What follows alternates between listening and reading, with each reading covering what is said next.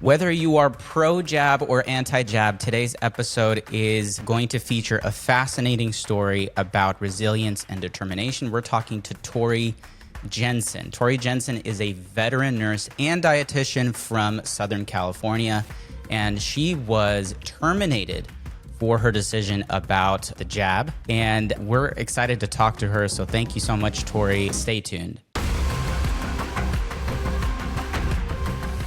This is the Nice Veins World podcast, the #1 personal development podcast for healthcare and wellness professionals. I am NENEPABLO, host of this podcast, registered nurse, and creator of Nice Veins Bro. Tori, thank you so much for being here, part of the podcast. Thanks for having me. So I want to get right into it. My mom's a dietitian, and I'm a nurse, and we have these conversations about lifestyle medicine and how nutrition takes such a huge chunk about our of our wellness. So we have these conversations and we'll go back and forth, but it's so interesting that you have both, a degree in nursing and in dietetics. So tell me that journey, what caused you to go into that and how that plays out in your professional world? Oh my gosh, now I have so many questions for you because I always think, how am I screwing up my kids? Right, yeah. As a dietitian, like how are they going to end up, especially girls, like hearing their mom talk about nutrition all the time? Well, thank you for having me. It was such an interesting journey for me. I was an athlete. I played soccer in college, and my goal was to work with athletes, and so I wanted to get a degree that would support that and to help in that area. And so I pursued dietetics, but then after school, it was like, oh, you have to go through an internship. And then there aren't really great jobs. There's not a lot of jobs. So my first job was in a hospital. And I kind of fell in love with the hospital. I know that sounds a little weird to say, but like, I just love it's a world in of itself. And so if you have healthcare workers listening, like, it's a whole culture and everyone's got their little thing. The dietitians always wear their lab coats and they're always kind of like, we're a little stuck up and we're like very into numbers. The physical therapists, they always look sporty. Yeah. You got the nurse that, you've got like your little thing. So 100%. Yeah. I went into administration actually. Like I was the clinical supervisor for the nutrition department at a small hospital where I worked, and I hated administration. I was like, this is not the jam. Mm-hmm. So I went back to nursing school basically so I could work less. I know that sounds terrible to say. It's like, my passion for people. But I was these nurses. Keeping it honest, that's the way to go. I was like, they're only working 3 days a week. Are you kidding me? I was like, I wouldn't do that. No. Yeah. But it was truly the best decision ever for me. I love working hands-on. And so as a nurse, you get to be so hands-on. So I went down that journey. I maintained both licenses just because it was important for me to do that. But for the last 10 years, I worked as a nurse in the hospital setting. I was on a med-surg tele floor the whole time. Yeah, that's right. That's right. Yeah. I earned my stripes. You sure did. Wow, that's great.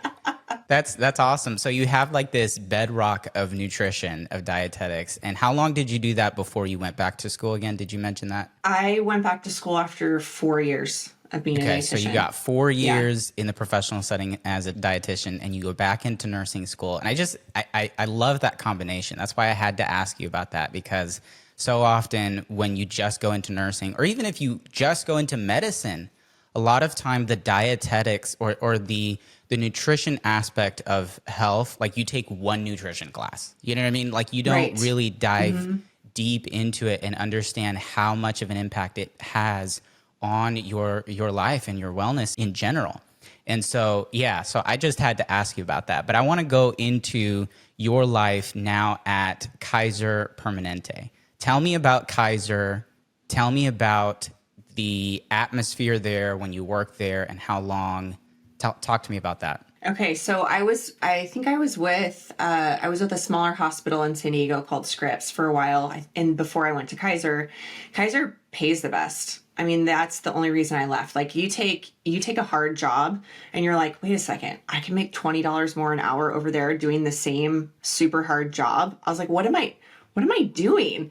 So, I mean, Yeah. I'm just real. That's how that's how I roll. So I'm like, I'm going to go over there. People are like, you're leaving here after, oh yeah. Oh yeah. I'm a hired gun. I'm going to Kaiser. Easy. Thank you very much.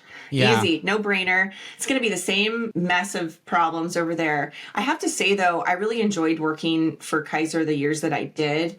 Every hospital's got its challenges. So Kaiser, you're in Texas, right? Yes, I am, Dallas. Okay. Do you have Kaiser there? I don't think you guys have We it there. don't. No. The You don't? largest Okay. ones here are Texas Health and Baylor, UT Southwestern. Okay. So Kaiser is a West Coast thing. It started in California, and it's basically like a big HMO, and everything's internal. It's a really unique type of healthcare system. So, and they get a bad rap over here for like being a big HMO, basically. But I thought they provided pretty decent care if you're not that sick, like basically. You know, it's just standard. Where they kind of fall short is they are absolutely a slave to money. Slave to money. It's all about money. But if you were to say any other hospital isn't, I think that's not true. I think all the hospitals at this point are. It's all about the bottom dollar because they're a business. They have It's a business, to, right? Yeah. yeah, they have to play the game if they want to keep their doors open. And so for people to be like, oh, the hospital, it's like, there's all about money. It's like, well, yeah, if they aren't, then they can't stay open. So I'm realistic about that. Here's the issue with my issue with it. It's like, don't tell me you're all about patient-centered care when really you're about the bottom dollar. The bottom line. Man, you are now preaching. I so agree with that. I think that there is space for it to run as a business because you have to in many ways. Have to. But at the same time, just keep it transparent. Don't lie and say that it's all, for the community and you have this humanitarian front, and then at the end of the day you're sometimes ripping people off. It's just a really bad taste in my mouth. Yeah. Well, and people want me to like be so pissed about at Kaiser because I was terminated from Kaiser for not getting the job. But I'm really like, I don't hold on to stuff like that. I see it for what it was, and I loved my coworkers, and I loved the people I worked with. I loved my patients. Work's work. So if you think like, oh well, Kaiser's the worst, you should go over here. I'm like, no, it's all the same. Unfortunately. Healthcare in general is now massive business, and if you don't bow down to the pharmaceutical industry and who they fund, which is, right, who they fund, then you're not going to survive. So that's what they've all done, and I just think that it's too bad that we don't see that, because when you see it for what it is, it makes it a lot easier to deal with the issues, I think. Absolutely. I want to move to a video that really made headlines, and it was a video with you in it. I remember watching this video. This came out in 2021. Correct me if I'm wrong.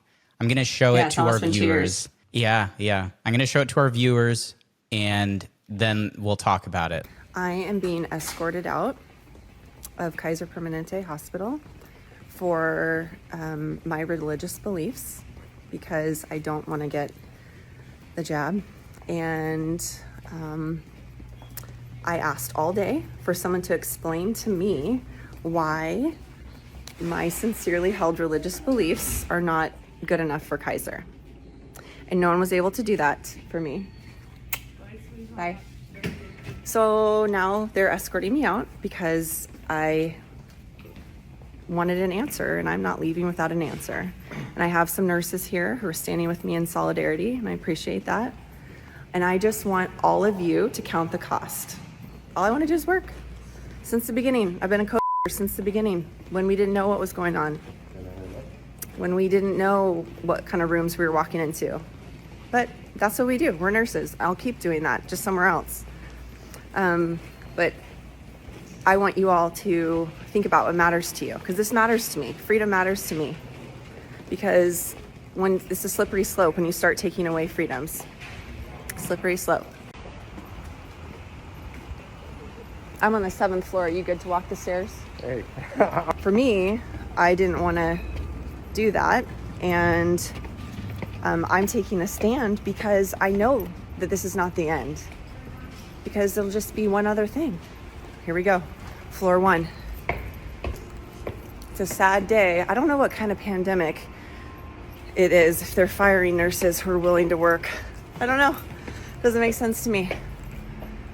So you got to ask yourself that question. What kind of world are we living in when we have a pandemic where my kids have to wear masks at school and they have to get for something that they're not at risk of dying for at all? What kind of a world are we living in? They're firing nurses who don't want to violate their sincerely held religious beliefs. Right? That's crazy. Okay, so what is going on here? You are being let out of the hospital, and it's a morning that you showed up for work.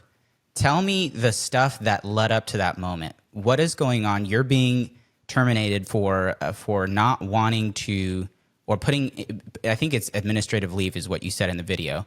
But tell me the stuff that led up to all of that. Sure. Yeah, that was October 2021. And so I had been working on a COVID unit for Kaiser Permanente in Southern California since March 2020. And I had never gotten COVID, still never to this day have tested positive for COVID.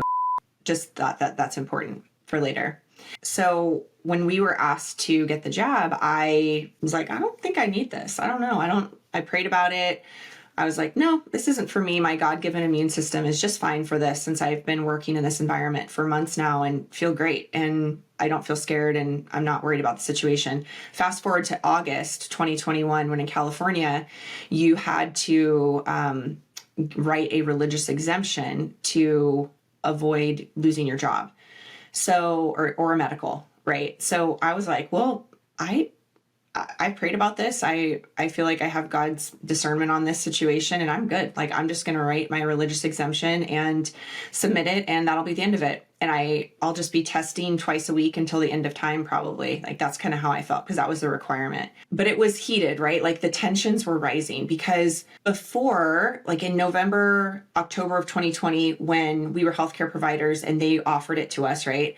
It wasn't that big of a, people were like, oh, you're so lucky you get to get it. And I was like, okay, if you want it, it's good. Good for you. Yeah, it's good. That's fine.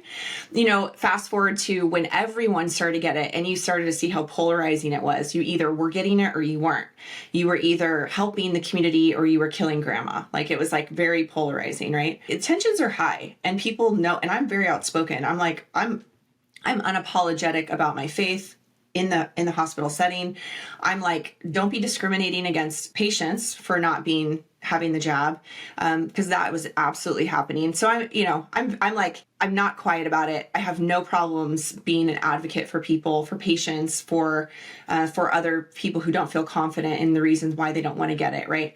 So fast forward to October, the week before, I had answered a second round of discriminatory questions from Kaiser Permanente, asking me to explain to them why I didn't want to get the job and why my religion prohibited it, or what my religious beliefs were and if they were sincere. So that when I'm walking out in that video and I say that Kaiser Permanente doesn't think my religious views are good enough for them, it's because they accepted a lot of religious exemptions for the job. They just didn't accept mine. That's crazy.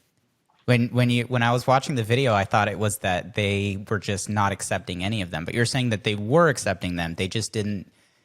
You were on their bad side. It was either that I was so outspoken and I just had a big target on my back and had no idea, or it was just part of it, or it was a financial decision. I mean, a lot of us feel like I talked with other people in Kaiser who trained, like people in admin, for example, that were working remotely, that trained their replacement from India before they got let go. So hiring, like, thin the workforce to hire cheaper labor. That could be an element of it too. I'll never know. But that day I showed up to work on a COVID unit, and at 10 o'clock in the morning, my boss was like, did you check your email?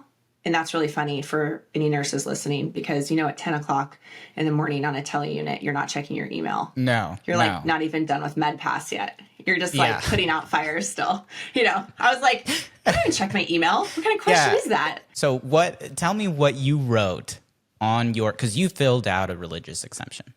What was it that you wrote on there. Without going into too much detail on it, because I am in a legal dispute with Kaiser, just that my God-given immune system was sufficient for COVID, and I did not want to put something in my body that would compromise that. I also felt very like discriminated against, that I would have to prove to someone, like basically write a book report on my religious beliefs. And This is America. Like, that's basically, I was like, oh, last time I checked, this is America. And you not only can you not, and this is what I said to my boss, like, because I used to be in administration, I was a total pain because I knew the rules. You can't ask me about my age. You can't ask me if I have kids. You certainly can't ask me about my personal medical information, right? I love that. I love that. But they were like, oh, it's COVID, it's different. It's like, we have to. And at one point, I remember with my, it's so funny how stuff comes flooding back. But with my tests, my boss, they were always short staffed. So she's like glad that I showed up to work. But for whatever reason, my test result hadn't processed for that week. And she was like, yeah, I'm so sorry. Can you let me know your test hasn't come through? And I straight face looked at her and I said, oh, I'm so sorry that as my boss, they put you in the awkward situation to ask me about my personal medical information. I'm so sorry they put you in that position. And she was like, because it dawned on her. She knows what it's, what I can or can't do. I also don't think it had dawned on her, right? And this is just what happens. It's like you're the frog in the pot of boiling water, right? We were also in it.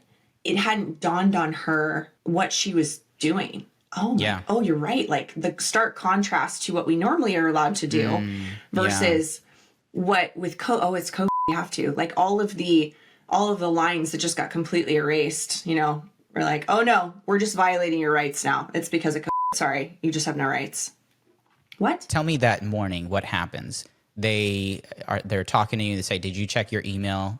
Start from there and kind of walk me through. I knew right then. I was like, because it was actually top of mind. I had been talking to people about how I just had to answer more questions about like further, second line of questioning as to explain my religious beliefs. And I was like, see previous answer, I was like, I don't need to explain to you guys, because for me, no one can judge a man's heart. That's biblical. No one can judge a man's heart. So that is my personal relationship with God. I don't need to explain it to you.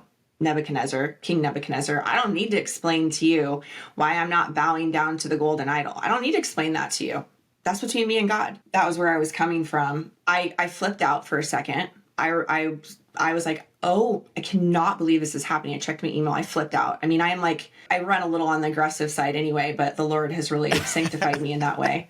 But I remember I walked to the break room to like get my lunch. And then I was sitting there and I was like, oh no, I'm not leaving. I'm not leaving without some answers, because I knew for me, I had no problem going down swinging. In that moment, I was like, I need to advocate for all the people that are going through this situation and all the people that are going to come after me. Oh man, yes. I went back and I was like, hi, I've gathered myself now.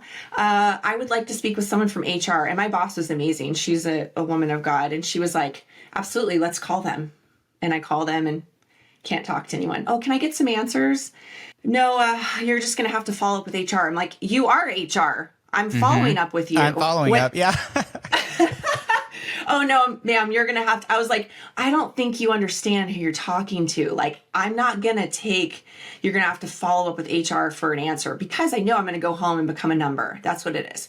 Yep. Kaiser's an absolute, we didn't even have an HR department in our hospital, which I think is really interesting. And I didn't know that because I've never been in trouble or never needed an HR for anything. I just think that's worth noting as well. I wasn't a troublemaker. I was a leader on my unit, right? Oh man, yeah. But I had no place to go to advocate for me.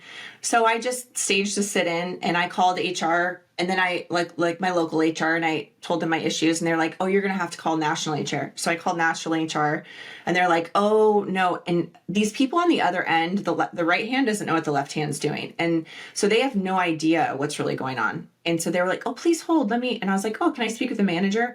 Oh, I'm sorry. Can I speak with your manager? Oh, I'm sorry. I'd like to speak with your manager, because this is what's happening.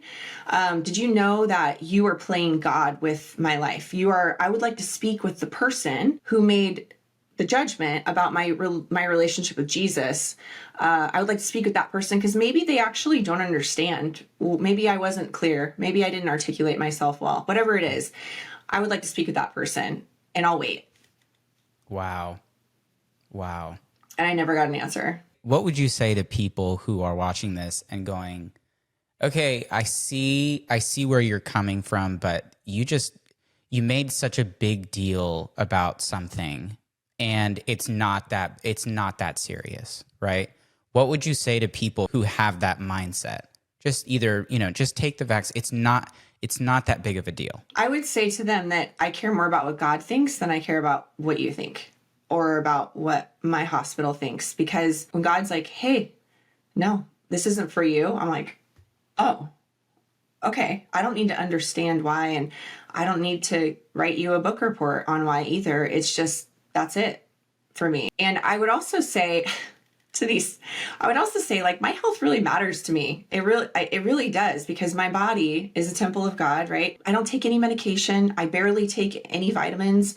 I exercise, I eat well, I sleep, I manage my stress. I'm in community. I work, I have a purpose. I'm not worried. I don't think I need this. I've been in these rooms, from a medical standpoint too. You guys should be doing a study on me, because I've been in these rooms all day, every day, and I haven't gotten sick. I feel great.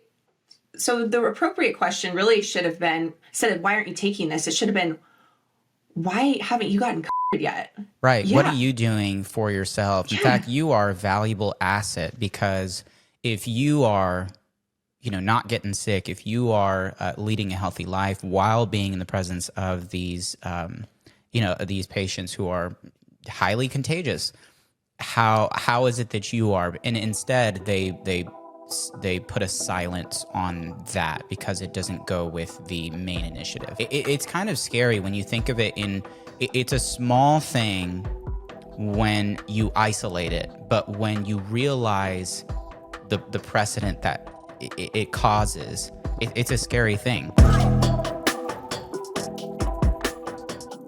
The rest of that day, so just to kind of cap, so I called HR, nothing, right?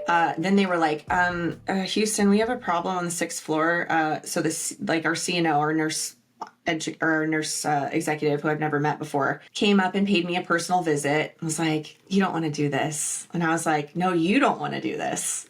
Like, this is America. I don't think you realize what's happening. I don't think you realize. And then my union even came to me and said, and then I realized my nurse executive had a backdoor meeting with my union, which I think is really interesting. Wow. And they were like, we can't support you if you do this. And I was like, you haven't supported me this whole time. Wow. But I made it a point to be very vocal that day to spread the word. First of all, Jesus, like, listen, you guys, I'm not scared of losing my job, because I'm so convicted of, not that Jesus, if you got vaccinated and you're Christian, that like, that's wrong. But for me personally, this is my path, and I'm confident with that. But you have to think about what the precedent this sets, that what are they going to ask you to do next that you might not be okay with? That's what this is really about. I'm not okay with this. You're fine with it. Okay, that's great. That's you. I'm not okay with this. So what's the next thing that they're going to ask you to do that you might not be okay with? And that, for a lot of people, was the booster, right? And they were like, they're not going to make us do that. And then they absolutely did. Well, yeah. I mean, it didn't age well. It didn't age well. It didn't age well. And the amazing thing is that we're talking about something that had no proof of helping, sort of like, prevent the spread, which that just boggles my mind. I think when I think of this whole situation, is that we're talking about something that goes into our bodies, something that will affect our body, and it was something that was mandated versus other things that are to protect others, which I could see the rationale there. You're doing something in order to protect other people. But it was a mandate for us to put ourselves at risk because it was something that we were going to do to our own body. And it's just wild to me that is something that it was okay for many Americans to see, that someone can just force you to do something or else you get kicked out. I mean, yeah, it's just wild. So, yeah. And then you made and then you made the You made the security guy walk 7 flights of stairs. I'm on the 7th floor. Are you good to walk the stairs? I was like, let's go. He was the nicest guy. First of all, this is also so funny if you're a healthcare. He had just gotten on shift. So by that time it was like 6 and it was like 6 p.m. because they were like, you need to leave. And I was like, I don't think you hear me. I'm not leaving until you can give me an answer as to why my sincerely held religious beliefs, which is the wording they put in my document, are not good enough for Kaiser. Those are my words. It is felt, they determined that I did not have a sincerely held religious belief. Now that wording, I just said, oh my gosh. Wow. Isn't that amazing? It wasn't like, hey, you, Victoria Jensen, do not have a sincerely held religious belief, which means you don't have a reason to get a religious exemption from the job. Yeah. It's like, who are they to tell you what your sincerely held beliefs are? Hello? It's the most, they should have, I was like, you guys are stupid for real. I was like, you should have fired all of us. You really should have fired all of us. Like, if you're going to fire one of us, I mean, I'm no lawyer, but like, you guys are stupid. Yeah. But sorry. So I just staged a sit-in and then they were like, okay, well, you're going to have to leave for real. And I was like, okay. Well, how are you going to make me leave? And so then they're like, well, we're going to get security. And it was this very benign situation. And at that, people were like, you were so calm. And I'm like, yes, because at that point I'd been there for 8 hours and I was so clear about what was happening at that point. I was not emotional about it anymore. It was like, I need to now tell people what has happened to highlight this for the rest of the world who doesn't understand what's happening, doesn't understand that I'm not some crazy like conspiracy theorist, that I'm a nurse that's been serving in our community diligently, following the rules, doing the right thing as a leader in the hospital, leader on my floor. I am doing what I'm supposed to be doing, and you're discriminating me against me for my religious beliefs. That's what this is about. That was it. That's what this is about. I wasn't saying you had to get it or you shouldn't be getting it. I was saying this is about religious discrimination. So he escorts me out. And okay, so this is a story I have to share because it really ties everything together. My whole journey with, I think it was so emotional for a lot of us. I mean, everybody, it was emotional, right? But as a healthcare worker, which you are, we had our struggles with it, and it really stretched us, especially early on, I think, to like be able to show up in such a stressful situation and then be able to come back day after day after day. I mean, that's what we do anyway as healthcare workers, but during a pandemic especially. I had a shift early on in and it was horrible. And I can't remember the details of it. I wish I did, but it just was like one of those where people go, "Are you back?" And I'm like, "Yeah." The question, are you back tomorrow? And you're like, yeah, I'm back. Wow. And they're like, "Oh, I'm so sorry. Okay, well, we'll see you tomorrow." Wow. Where you're like, I'm not really sure how I'm going to come back here tomorrow. Yes. That day back early on in COVID, I was about to get on the elevator because I was tired. I felt like I had gotten kicked by a dog, we were allowed to use the elevator, but it was like one person at a time or something like that. Right. And I just and I heard God say, "Take the stairs." And I was like, no. I was like, I am tired. My backpack's heavy. My feet hurt. I was like, no. And so I'm waiting there for the elevator and it's not, I'm still waiting. And I heard God was like, "Walk the stairs. Like trust me." And I was like, oh, really? And normally I do take the stairs because it's like extra steps and it's an easy way, it's practice what you preach. And so that day I walked the stairs and I wish I could say that I walked them. And I was like, you're right, God, walking the stairs is so much better. But I was just like stomping all the way up. I park on the 7th floor.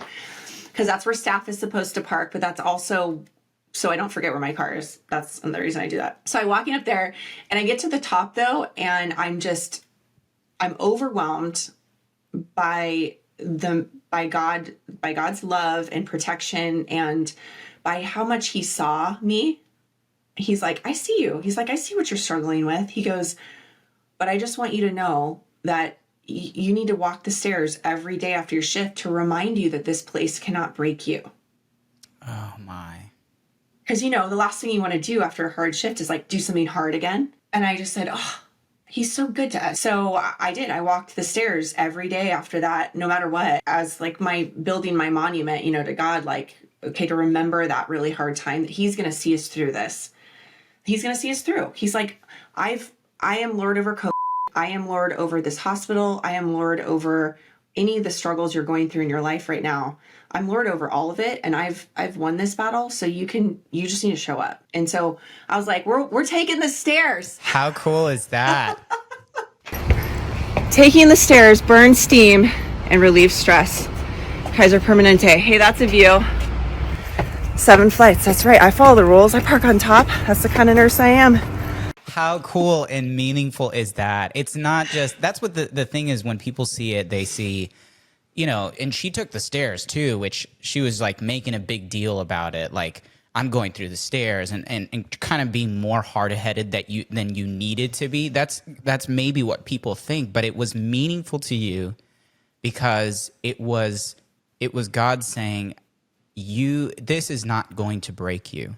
You are stronger than this. And even in that moment where you were being let go and where they told you to leave for this job that you had totally, you know, had shown up for and were willing to work hard, because, you know, there's this shortage of nurses in this pandemic, and they're asking you to leave, you take the stairs, and it's a reminder for yourself saying, there is going to be a tomorrow. I'm not sure what it's going to look like.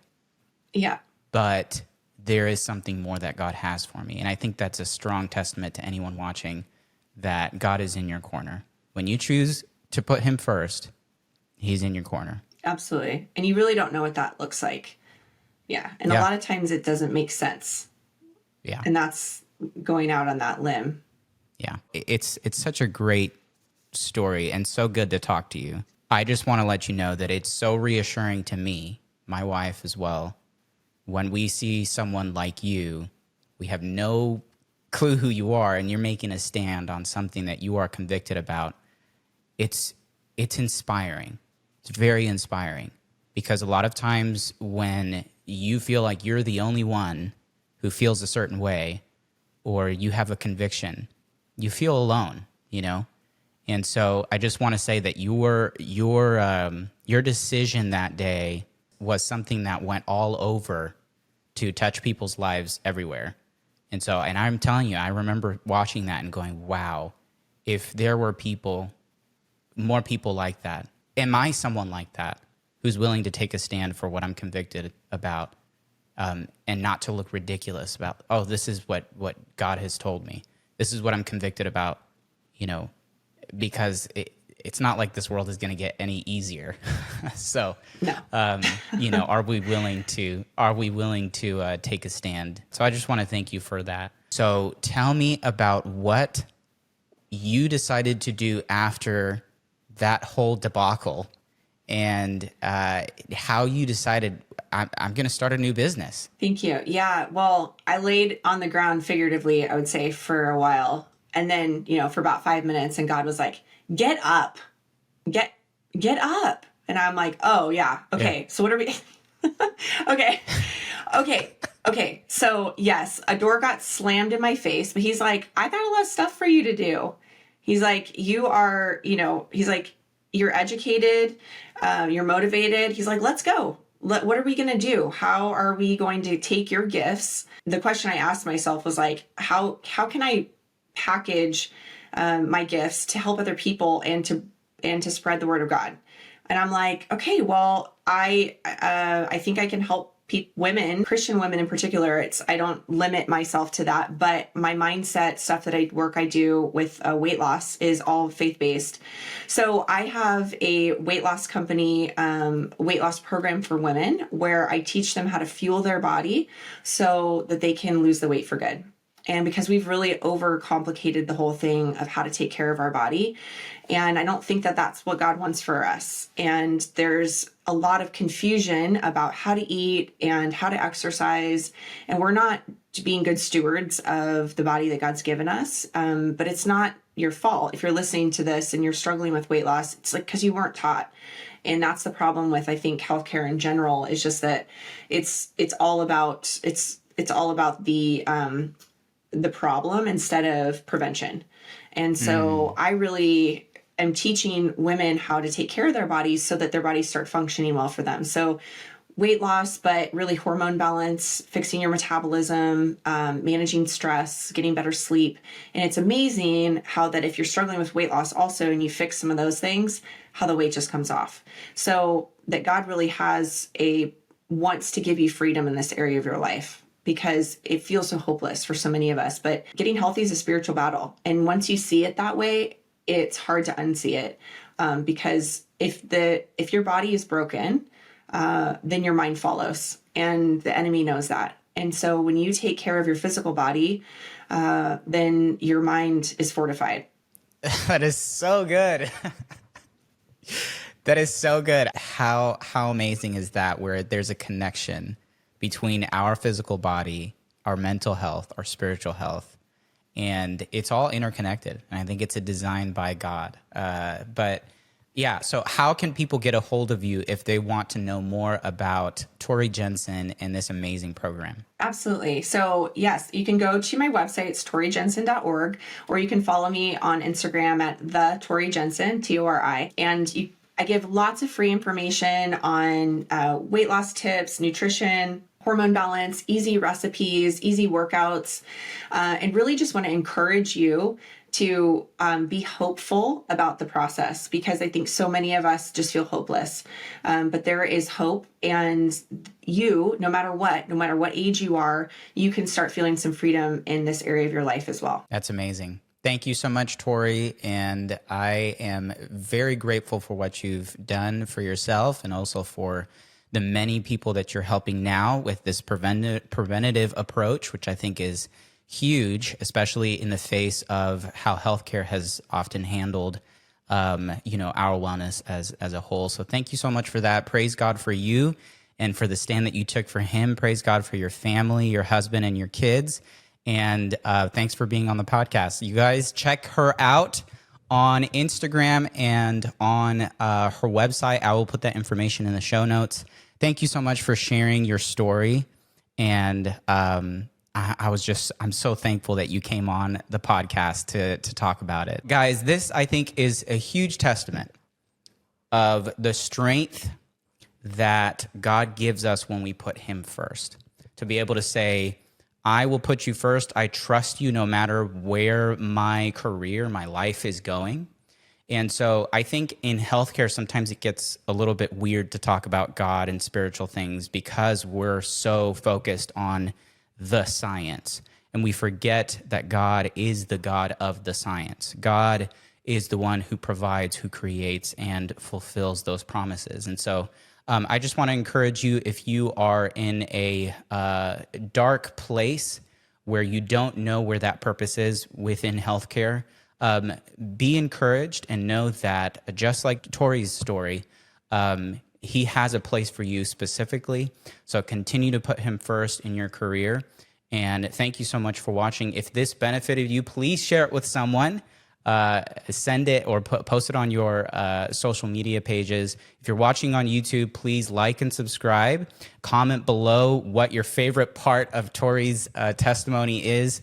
And also, if you're listening on a podcast platform, I just request that you will please put a 5-star review there, because it helps move it to the algorithm so other people can listen and enjoy the podcast. Remember to be a positive force and influence within healthcare and society. Que Dios me los bendiga.